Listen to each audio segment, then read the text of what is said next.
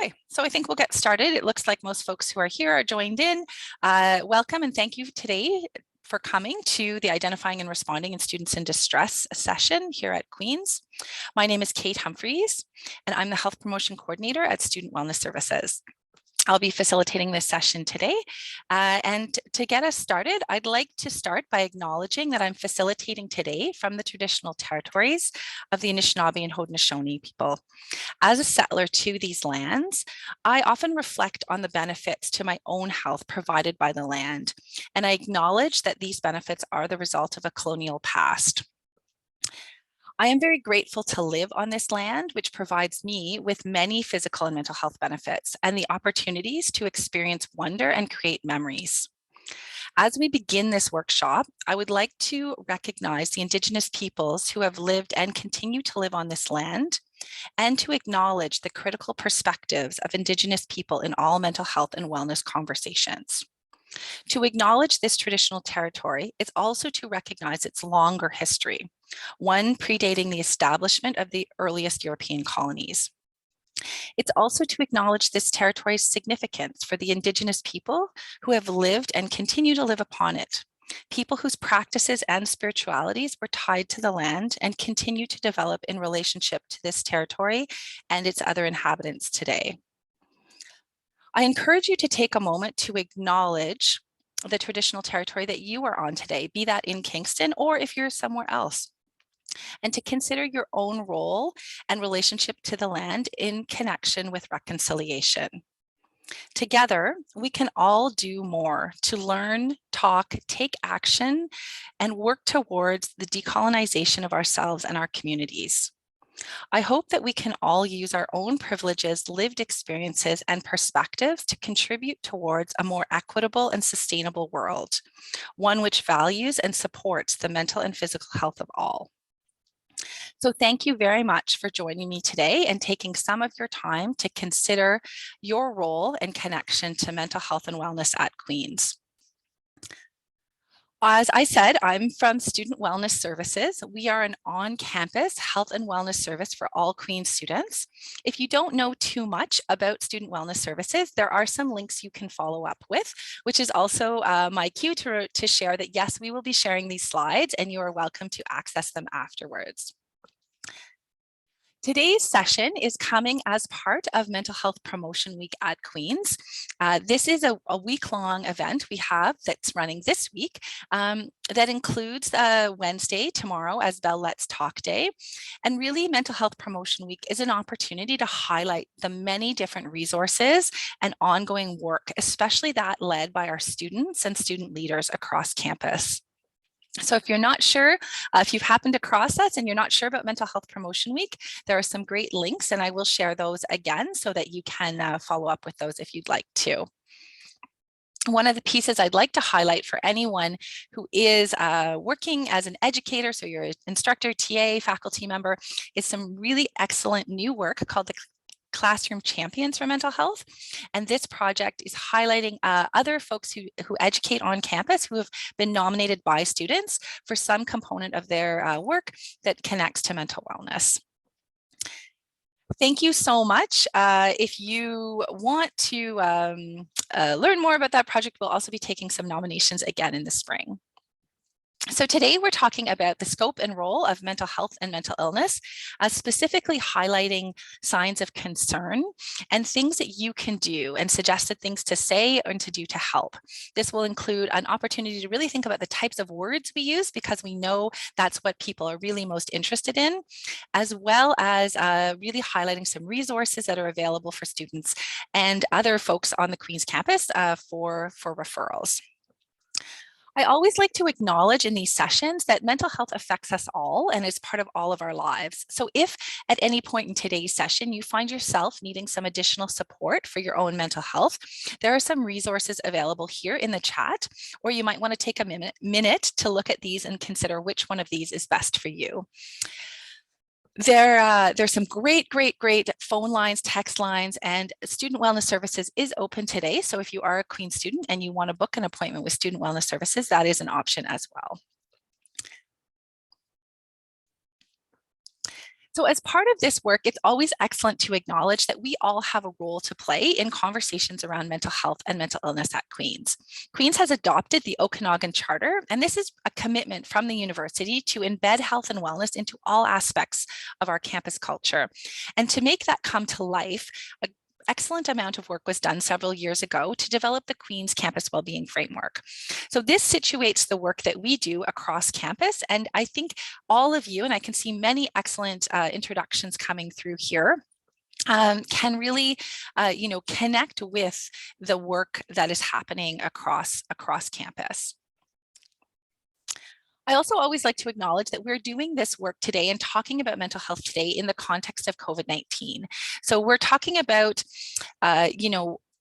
what mental health looks like today in 2022. And this includes, various components of our lives, but specifically the COVID context, which has, been an ongoing conversation for several years for us now. And I always like to acknowledge that, while we are all kind of dealing with the similar kinds of things around COVID, everybody has their own perspectives and lived experiences that come to the table. So this quote, which was way back from April of 2020, really sort of sat with me as a way to remind myself that, yeah, everyone might be dealing with the same thing, but we all come into it with different privileges and different perspectives.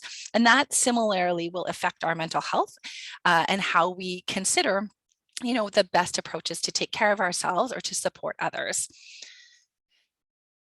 When we're talking about health today, we're also talking about it in the context of holistic health. So mental health connects to physical health, social health, and all other aspects of our health and wellness. If there's anyone in this room who studies health or has studied health, you will know that there's many other dimensions that I could add to this model. We could add spiritual health, we could add financial health, occupational health. There's lots of other dimensions of wellness that go on here, but we like to use this sort of strong triangle. It's a strong shape if I have any engineers in the crowd that really reminds us that we need to consider many components of our health and how they connect to support and interplay with each other.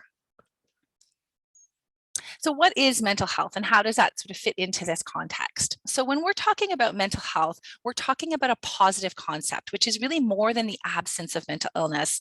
This is the idea that, we have the ability to think and feel and act in ways that help us thrive, that help us enhance our ability to live and do the things we want to do, enjoy life, make it through the different components we're aiming for, and most importantly, deal with the challenges we face. So this doesn't mean that mental health is all about being happy all the time. As humans, we expect to experience a range of emotions. Different times of our life will be more challenging than others. That's normal, right? Life isn't all about unicorns and rainbows and skipping through the fields of daisies. We have times in our life that are harder, and that's okay.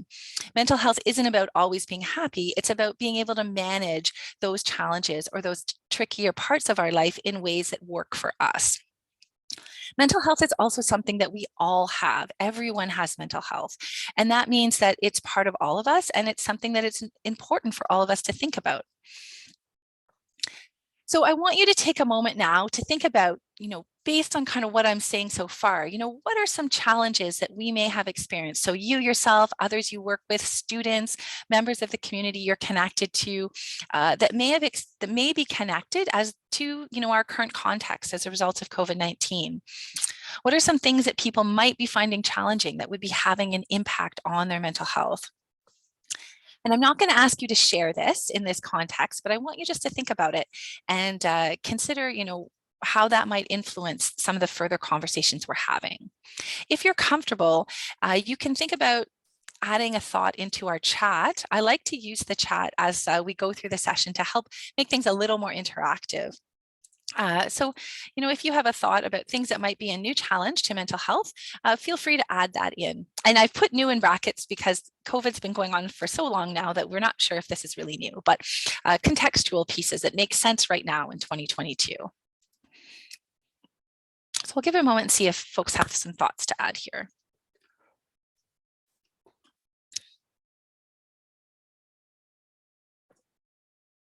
Yeah, so someone's added in about being more isolated due to the lockdown. That definitely has an impact.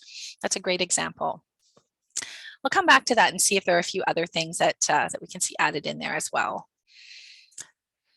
So one of the pieces we like to really introduce in this session is the concept of mental health existing on a spectrum. And so this we put on a vertical spectrum here to help us consider that, at any time, people can be anywhere on this spectrum, and we expect people to move up and down. So some examples like the being more isolated, as you suggested in the chat, might cause people to move a little bit further down that spectrum. You can see that we use colors here as well to describe this. So the green kind of life is good. We're using strategies to promote and maintain our mental health. We're moving into yellow, where we're able to, we're experiencing some distress, but we're able to use our coping strategies and our skills to still make it through and achieve the things we want to achieve. So a good example for that with students might be, during exams or final kind of ends of the term, we expect to see students experiencing some stress, but for the most part, the students are able to, write their exams, finish their papers, make it through those things they want to make it through. When we move into that orange category, that dig deep, you see people starting to feel more overwhelmed and their daily functioning starts to be impacted. So I might not be making it to class. I might not be handing things in on time. And then finally, in that red category, that's where we would see a crisis. So something that's happening that's causing people to struggle to function, and really we need that urgent professional help. So this work comes from a theory that the language that's used is thriving for the top area and then languishing sort of for that bottom area. And I want you to remember that I'm putting this on a vertical spectrum for a reason, but I'm now going to show you a slide where I've moved this horizontally just so it's easier to read. This is research that comes from Dr. Gérin-Lajoie, who did this in the beginning of the pandemic. This researcher, actually, they were one of the people who created that original concept of color-based spectrum considerations for mental health. And these were some pieces that were added in just at the beginning of the pandemic to think about what types of things might people be feeling, thinking about, having happen in their bodies, or acting, the behaviors you might be seeing at these different color levels. And I really like this, both during the pandemic, but also generally speaking. There's a lot of things in here that are the same across all time. So you can see that, we can look at this and kind of get a sense of what types of things we might be looking for when we're identifying someone who might be experiencing distress at these different levels. So again, I've put this horizontally so you can read it, but we're going to turn it back vertically and think about it in another context in just a moment. But I also like this because it also helps us to remember that there are different levels of supports and resources that are appropriate at these different levels of need. So somebody who's in that red crisis category really needs that urgent professional support, but can also benefit from social support and self-care, because there's a place for that all the way across the spectrum. As social connections in people's lives, we play really important roles to supporting their mental health anywhere along that continuum. So remember that this was a vertical spectrum, so thriving mental health to languishing mental health. And that's important because now we're going to add the rest of that model. So this is the mental health and mental illness model. It's attributed to Corey Keyes, and it talks about the difference between mental health and mental illness. So you can see mental illness exists also on a spectrum from no signs of mental illness all the way to severe mental illness, and lots of variations in between. And what I really like about this model is that it lets us remember that there are different kind of quadrants that folks could fall in. So oftentimes we think, naturally about those people who would have thriving mental health, so their mental health is well, and they have no signs of mental illness. And remember, mental illness is clinically diagnosed. It's something that a doctor, a psychiatrist would diagnose in an individual. It's not something that we as helpers would be concerned with diagnosing. We're considering mental health. So we all have mental health, but we don't all have mental illness.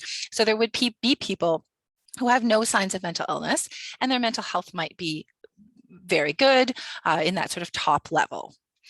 So that's a kind of easy place for us to think about. But I think a really important quadrant is this one over here, where we see people who have mental illness, so they have been diagnosed and are living with a mental illness, but they have positive mental health. They have thriving mental health. And I think that's a really important category when we think about reducing stigma around mental health, is to remember that it's absolutely expected that someone can be living with a mental illness and be doing very well, using the strategies and skills, therapy, medication, whatever is right for them to stay well and continue to live with a mental illness. So that's an important category that I like how this model shows us. Similarly, when we look at the bottom of this model, we can see that there are people with languishing mental health. So they have poor mental health. They might be experiencing a crisis or severe impacts to their daily functioning, but they don't have a mental illness. They have no signs of mental illness, and they may never be diagnosed with a mental illness. So there are some things that can put us into that category. And a simple example to that might be something like a death or a loss of a loved one. We would expect somebody to have poor mental health, but they may never be diagnosed with a mental illness. And then the final category, which you can see, is somebody who has poor mental health and also is living with or diagnosed with a mental illness. So there's lots of different ways for us to plot, how different people might be at different times on this, but I really like how this dual continuum model helps us to sort of think about the differences between mental health and mental illness. This also helps us to remember our scope and role. So as helpers, as people at the Queen's community who want to identify and support people who are experiencing distress or challenges to their mental health, we are concerned with those things that would help us identify someone's mental health. We're not concerned with someone's diagnosis of a mental illness. There might be someone in this room who does that work. Welcome. If you're a clinician who does diagnose mental illness, that's amazing. But for the most part, the people who come to this session are people who are interested in supporting as a helper, as a community member, and we're interested in mental health. Hope that makes sense. I really like this model. I know it's early in the morning maybe to introduce a complex model, but hopefully this gives you something that helps you see that difference. So what we're going to do now for the remainder of the session is to look at that continuum of mental health and think about what signs we would see at different levels and then how we can help support. So we're going to start with the red flags or the crisis area and really think about what that can look like. So some of the things that we want to consider in this red flags of crisis sort of situation is any explicit mention of a wish or a plan to hurt someone else, or any explicit mention of suicide. So these two categories are very important to consider. We also include in the red flags of crisis situations that seem like they're getting out of control. So situations where when you're trying to help or you're trying to support, it's not working, it's not kind of helping, and things are getting out of control. This could include sort of a general category that a term that we take from an old mentor of mine, Dr. Mike Condra, who used to call this bizarre behavior. So it's just things you're not quite sure about, things that don't seem to make sense in the context. These would be situations where you need that urgent professional help. So that's how we're defining that crisis support. So in these situations, what do we need to do? What do we need to consider? Well, first of all, we need to consider safety. Our own safety is always a number one priority, and then the safety of the other person or people that we're supporting. We want to keep that person safe and keep ourselves safe. So if you're in a situation where you feel like you are not safe, just like if you've taken any physical first aid courses, we want to remove ourselves from that situation and call for somebody who can come to us and provide the help that's needed.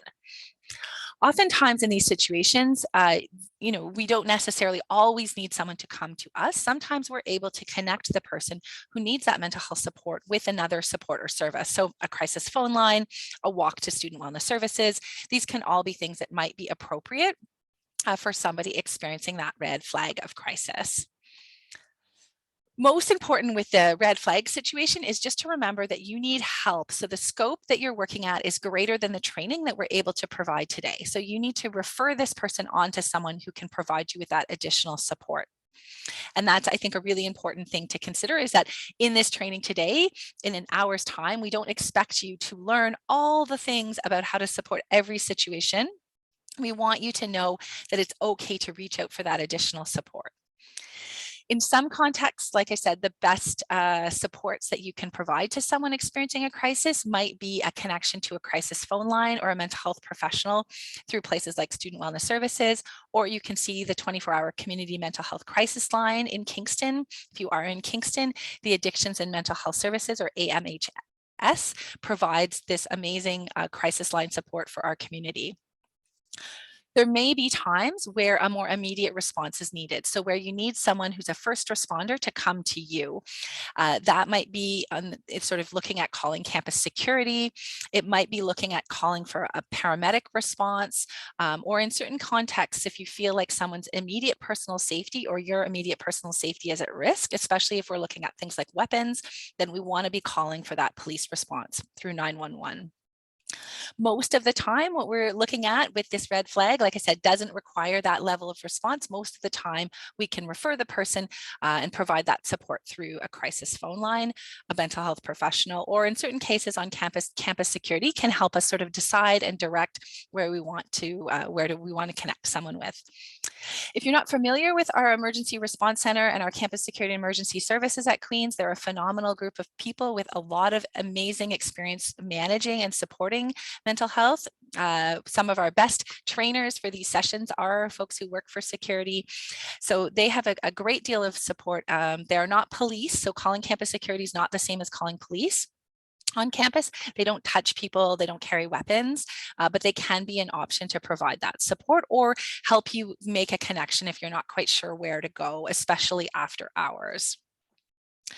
The other thing is if you are on campus or you are in the nearby Kingston community, we know that the emergency department at Kingston General Hospital is another great 24-hour response. So sometimes people might be willing to walk down or take a taxi or get down to the emergency department to get connected in with the medical professionals that can provide mental health support in a crisis as well. So there's lots of options available. And like in any training like this, oftentimes it's about your ability to assess the situation and make that best match depending on the context in terms of what resource is best for that situation. At the end of the sort of content here, I will be providing lots of lists of different options, phone numbers, resources that you can have on hand. But it's just to kind of understand, you know, we can't necessarily give you every situation and exactly what to do, but we want to make sure that in those crisis situations, you know, you need to get additional help and you need to find the best help for that situation. Managing a crisis can be really challenging. It can be hard to know exactly what to do. Potentially, you might be waiting for help to come to you, or you might be kind of sitting with someone until you can have a conversation to get that additional support connection. What we want to do is try and keep ourselves calm. There's a concept called co-regulating, which means that if I'm calm, the other person is more likely to be calm. And this can be hard. This can be hard for us to do as helpers. I put this picture of a duck here. I have young children who really like watching ducks, and I always think it's interesting to see them, you know, they're swimming so smoothly. It looks like they're doing no effort at all, but you know, they're working pretty hard with those little duck feet. And that can be what it feels like in these crisis situations, is that you're calm on the surface and you're working kind of hard, taking some deep breaths and thinking about how you can support and respond. A specific mention in the crisis sort of response area is to think about suicide. So this is not a training that's designed to provide an in-depth support on how we would support someone who's having thoughts of suicide. But what we want to do is have you leave knowing that we always connect a person expressing thoughts of suicide to further help immediately. So in the moment, we don't let them leave or, you know, go off and check in later. We want to make that connection in the moment for their safety and for your own reassurance. This can be through crisis support lines, professional support, and it also can be through emergency services. We have a great training that we provide on campus called the Living Works Start online suicide prevention training. You can register for it through our website, and it provides about a 1 to 2 hour online learning module, plus the option to join in an optional debrief with one of our facilitators. And it's a great way to learn more if you're looking to understand, you know, some more of the specifics that relate to responding to suicide and thoughts of suicide. So we'll move up our area, our model, into the orange area. And in this area, we're thinking about someone who might be experiencing immediate distress. So they might be having those signs of sort of panic or difficulty, you know, being present in the moment. They might be crying or having trouble breathing. And so these types of signs and symptoms might be sort of what you would see in a sort of more of a panic type situation. As a side note, if you come across someone experiencing things like having trouble breathing, having trouble being really upset, and you have no idea what's going on or what's happened beforehand, you would potentially want to consider that this person might be experiencing some physical distress. This could mimic signs like a heart attack, shock, these sorts of things. So those would be times where you'd want to make that phone call to either 911 or campus security to have an emergency response come and support you.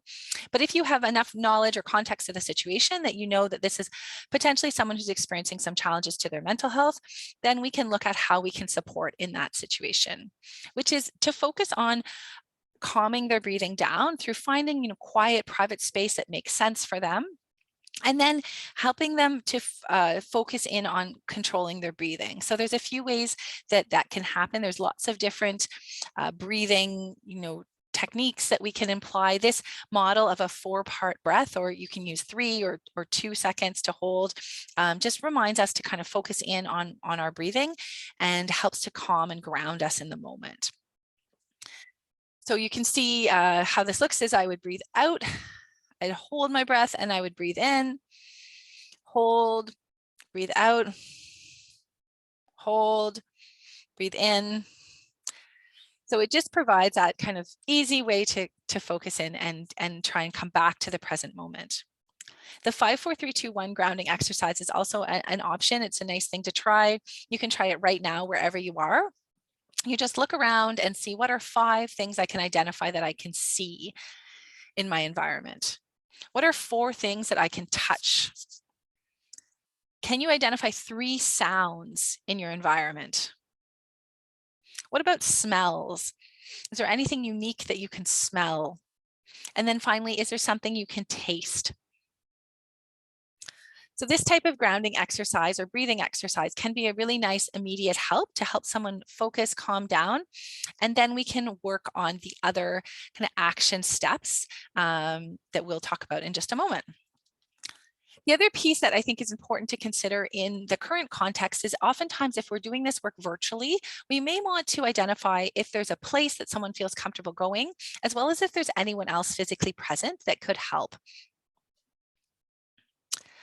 So not all signs of distress or concern present as immediate panic situations. So when we're thinking about sort of that orange to yellow sort of organically category in there, we might see lots of other signs and symptoms that someone might be struggling or having some challenges with their mental health. So you can see, again, we can look at, what types of things might someone be feeling in their body? What types of things might they be, having as an emotional reaction? What are some behaviors we may see in someone experiencing challenges to their mental health? The other pieces on here that I think are often particularly helpful to think about in the context of the university is if we see significant changes in a person's performance or involvement in some component of their life. So their academics, their extracurriculars, their social habits. And this can be, both someone who feels very withdrawn or someone who can't be alone. And what we're really looking for when we see these sort of changes is a change from someone's baseline or sort of what they would consider their norm. So that's oftentimes challenging if you don't know the person personally, but it also reminds us that the people who are often best able to identify early signs of concern are people who know the individual, which is why I think it's so important that we have this opportunity for our entire campus community to learn and understand how they can support everyone. So thank you again for coming, because you coming, being part of this conversation will help you be able to identify in the people that are in your closer circles. But even if someone's not in your closer circle, you can oftentimes look for these changes in their involvement, as well as these other signs of concerns that may not present as a crisis or a panic, but are important to consider. During the time of COVID, we've also become much more aware that looking at signs of concern from a virtual communication perspective is also important. And I want you just to think about, here are some examples that people have shared with us over the past few years, but what are other things that you would identify if you were messaging with someone, or if you were just using, seeing their social media, or if you were connecting on a video call, what are some things you would identify that would help you think, okay, there might be some signs of concerns questions here. And if there's anything further that I haven't put on this list that kind of comes to mind for you, feel free to put it in the chat so we can all learn from each other. As I mentioned, really what we're looking for when we identify signs of concern are these deviations from someone's usual behavior. And typically, the further that deviation happens, the greater the degree of difficulty. So this also means that every situation is different and every person is different.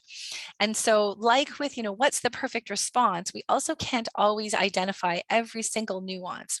But what we can do is remember that as humans, we are social creatures. And we have an ability, all of us, to some extent or another, to read a situation and understand human behavior. So that intuition and that perception and all of those things that you come into this work with are really important. And following that and really being aware of, if you think there might be something going on there, then it's probably worth following up on. So how can you help? Let's think about the sort of practical side of this now, because that's usually what people come for. So what do we look for in sort of a response? And there's lots of different models out there. Potentially you've seen this at a different institution or presented differently, but it all kind of follows the same basic idea of, we're going to sort of look at how we initiate some sort of helping response, and then we're going to have some time sort of supporting that person, and then we're going to look for, what can we do as a next step. So we use approach, listen, support, refer, or ALSR as the model. So let's think about each of these steps. So approach. So in this step, what we're looking for is reaching out and sort of acknowledging to the individual that we have noticed something and we want to be a support. Sometimes people might approach us, so it works that way too. If someone approaches us, there's some pieces in here we can still consider. We want to make sure we have enough time and we're in the right kind of space. So this might be virtual, it might be in person. The privacy and the confidentiality that are important in this kind of conversation are something we want to consider. So if I had, lots of people in my background, that might not make somebody else feel comfortable having a conversation with me. We then want to remember that we're not going to diagnose, we're not going to label. If somebody hasn't been, coming to social events, you're not going to say, oh, you might have this, mental health diagnoses, because that's not our role. What we're going to do is we're going to say what we see, and we're going to express a helping concern. So I noticed that you haven't been joining any of our online book club discussions for the last few months. I wanted to see if you're okay. I'm concerned about you. So that kind of sentence can be really simple, but if we start by saying what we see, we're acknowledging that we're paying attention, that we're approaching this with some kind of reasoning behind it, and then we're going to offer our support and help in a non-judgmental, comforting sort of tone. It sounds like you're really angry about how that assignment went for you. I'm concerned. Do you want to check in? So this can be as simple as sort of a, how are you doing? How are things going? But by saying what we see initially, that might be something we read on a text. It might be something we've learned about. It might be something that we sense from how they're acting. But noticing and sort of expressing that provides that sort of extra level of support, that we're here. We appreciate that this person, we're noticing that change, and we want to be that support for them. So say what you see and then express concern is the first step for approach. And then we're going to listen. And this can be the most impactful thing that you do. The number of times we've had people say to us at Student Wellness Services, I just wanted someone who would listen. It's funny to think about identifying your favorite step in a mental health model, but I always think that this is my favorite step, because the gift of giving someone your time to just listen openly with no other, intentions is just such a nice gift, and it's so rare. And we want to make sure we're listening actively. So that includes, paying attention. And if that's in real life or if that's on video screen, there's still lots of things we can do. People can tell when you're looking down or you're checking your email. We've all kind of figured that out. So that active listening. And then in the listening phase, we're not trying to fix the problem. We're just giving the person a chance to talk. And that can be a little bit challenging, especially if you are identifying yourself as someone who actually might be able to fix that problem. So if you're the TA and the problem is with the assignment, you may actually be the person who they need that support or that sort of next step with. But in the listening stage, we want to do our very best to try not to speak too much and to try not to provide sort of those judgments or those corrections or those sort of solutions quite yet. That doesn't mean that we have to be quiet the whole time. Active listening can include, making some reflective statements or some things like, oh, I hear you, I'm here, I'm listening. It can also be as simple as just kind of supportive noises. You don't have to feel that you are, trained in providing all the right types of words at the listening stage. It's okay just to sit there and sort of nod along and make some kind of noises if that's the best step for you.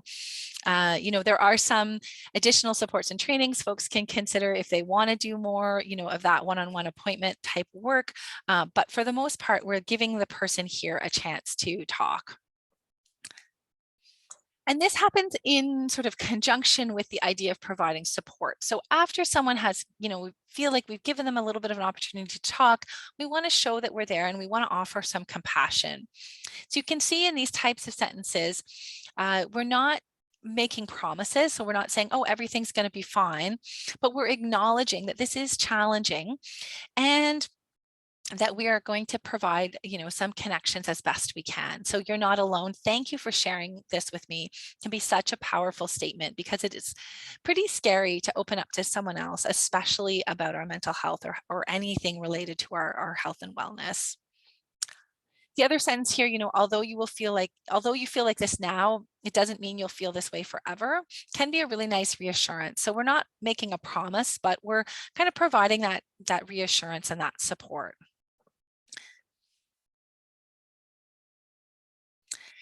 And then the last step in our model is refer. So in this step, we want to provide some connection to the right type of next step for someone who has been part of sort of our helping conversation. So usually at this step, I really want to emphasize that it's important to remember that our advice may be ignored. We provide people with some opportunities, we provide them with some information, but we know that they may not choose to take us up on that next step. And that's okay. Everybody has to, decide when they feel most comfortable reaching out for next steps, and they have to have the autonomy to make those decisions on their own. We all need that level of control over our own wellness and our own sort of journey with our mental health. However, there's a bit of a caveat to that, which is that if this is an emergency, one of those red flag for crisis situations, we are going to sort of ignore that piece and provide that referral regardless.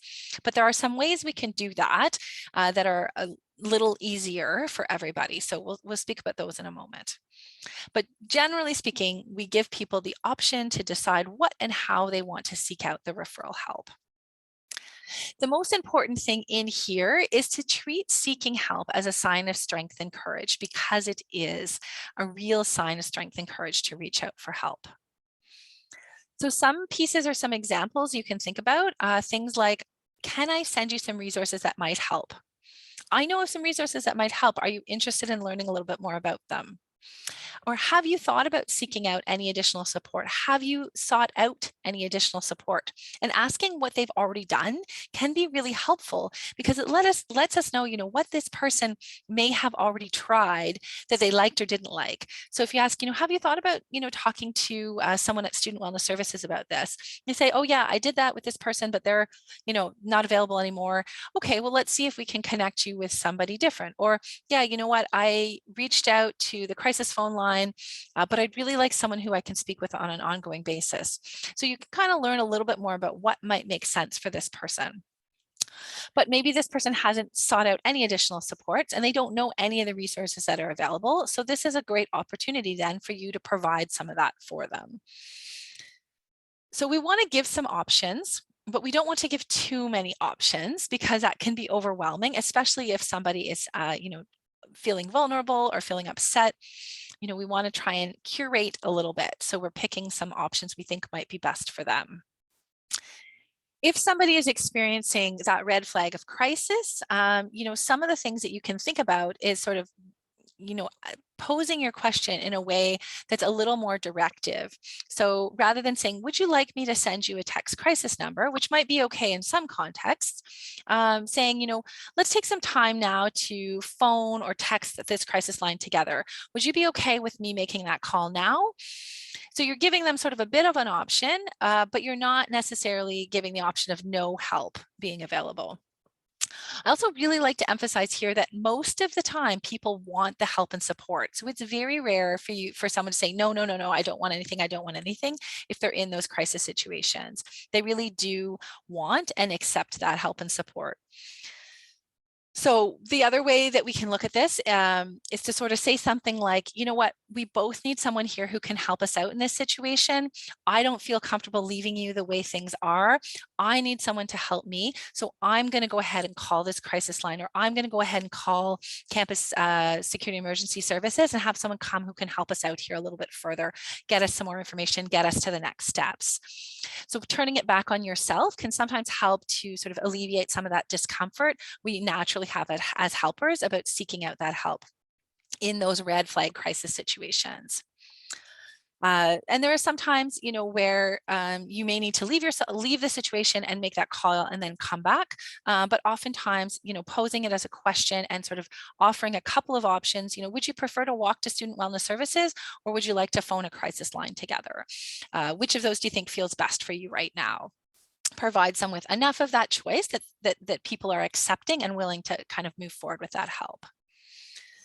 If somebody is not in a crisis situation, but you still think a referral to supports makes sense, then you simply provide some options, and if you can sort of curate them. Sometimes people like being sent a text with some information so they can follow up when they're ready later on, and sometimes people might just say, no, thanks, I'm okay. And you leave the door open, and you're there to help if they need help again in the future. So that's where we sort of respect that people make their own choices and our advice might be ignored. So hopefully everyone understands that difference of how a referral can happen depending on the context. One of the things I always challenge people with leaving this session, as we're kind of coming to the end, wrapping up, is, what resources would you use? What makes sense for you? And what do you know about? And what do you not know about? And how can you learn about the things that make the most sense in the context you're working in? So there are lots of different additional phone lines and online resources available. Empower Me is a service that's purchased by Queen's, the student governments, grad and undergrad, as well as the university, share the costs to provide this 24 hours, 365 phone line for students. It also includes additional supports, things like if you want to talk to a dietitian or you want to talk to a life coach. So it has more than just crisis response. Empower Me is also available worldwide to Queen's students, and it's available in more than 30 languages. So it's a really nice service. Good to Talk is an Ontario-based support that's either phone or text. I spoke briefly about the Addictions Mental Health Services Community Crisis Line that's available in Kingston, and it does include a response team that in certain contexts and times will come and actually respond to someone in person, which is a nice service. Therapy Assistance Online, or TAO, is a service that the university has purchased. It's a self-help library full of many, many amazing different resources and learning opportunities. If you haven't checked out TAO, that's definitely something you could add to your homework list from this session. You can access it through the Student Wellness Services website and create an account. And it's almost like a Netflix shopping experience where there's all sorts of different things and you can assess which ones are best for you. The other additional supports and resources that are important to consider can include many amazing other services on our campus. And these would be great opportunities to refer someone who might need some additional supports outside of the mental health professional supports they might be looking for. We often talk about, when we're making referrals, we want to make sure we're matching people with the level of support they need. So if you have a conversation with someone and it becomes very clear that most of the challenges they're facing are related to, say, their ability to finish their assignments on time, then they may really benefit from seeking out support from our great colleagues at Student Academic Success or support services, SAS, located in the library. And they can provide that amazing support to identify and support that particular situation. Some of these offices do also have people who have backgrounds in support and training in mental health that can provide some more support. But if the person is experiencing, something really related to their mental health, we want to make sure that in addition to suggesting some campus resources and supports, we're also suggesting some mental health supports, be that at Queen's or some of the additional phone lines or supports that are available. So this is a lot of information and we don't expect you to remember it all, which is why we have a great tool called the Green Folder. After this session, if you've registered and we have your email account in our system, you'll receive the slides, an electronic copy of the Green Folder, which is a summary of today's session and a summary of the resources, as well as an opportunity to provide us with feedback. But that is a great resource. You can find it electronically, and oftentimes if you're working in person, you can get a hard copy to leave in your space as well. The care referral system is another great support on our campus. If you don't know much about that, you can follow the links to learn more about how it helps connect our students to other members and other supports. I also want to take a moment to highlight that we have some great specific supports for our QT BIPOC students on campus, including some counselors at Student Wellness Services who have specific expertise and support. So that's an important thing to know about.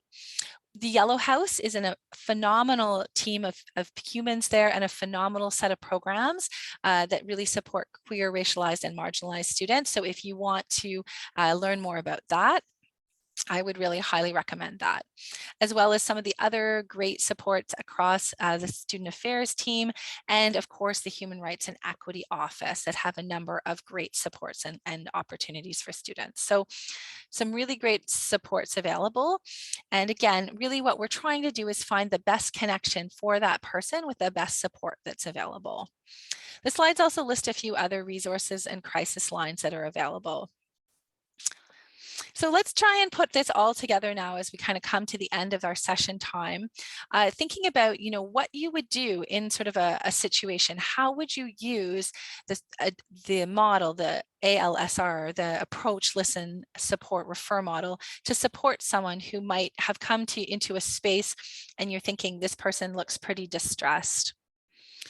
Oftentimes, the best way to approach thinking about this is to think about what would you say in your own words in this moment. So what would make this feel authentic and real to you? What would you say when you've identified that this person might be struggling and you want to reach out for support? So what does that first sentence look like for you?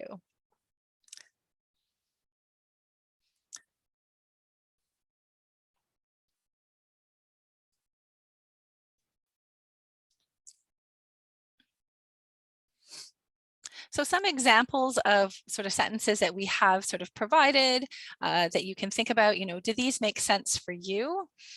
And really trying to think about what does that sound like for you in your own words. Sometimes it can be nice to sort of practice saying that out loud. If you're, muted and you want to just try saying that sentence out loud to sort of an invisible person, or pretend you're saying it back to me, that can be a really nice way to sort of think about how that feels coming out of your mouth and how that would sound for you. You can also type in the chat if you'd like to, if that's a great way for you to share, what would that sentence that you'd want to use sound like? Really up to you.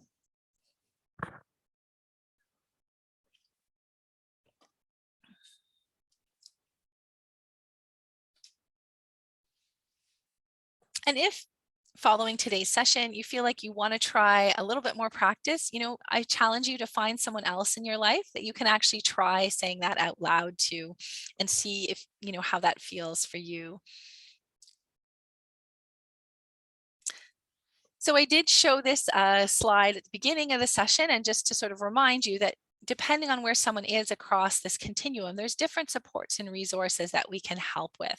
One way to think about this for our own self is, what are some things we can do every day What are some things we do when someone needs support? And then what are some things that we should know about or think about if someone needs urgent or crisis supports? So looking at this, again, I've turned the model back horizontal so we can read it. But thinking about this can be a simple way, sort of that green, yellow, orange, and then red approach to how we identify and respond to somebody who's in distress.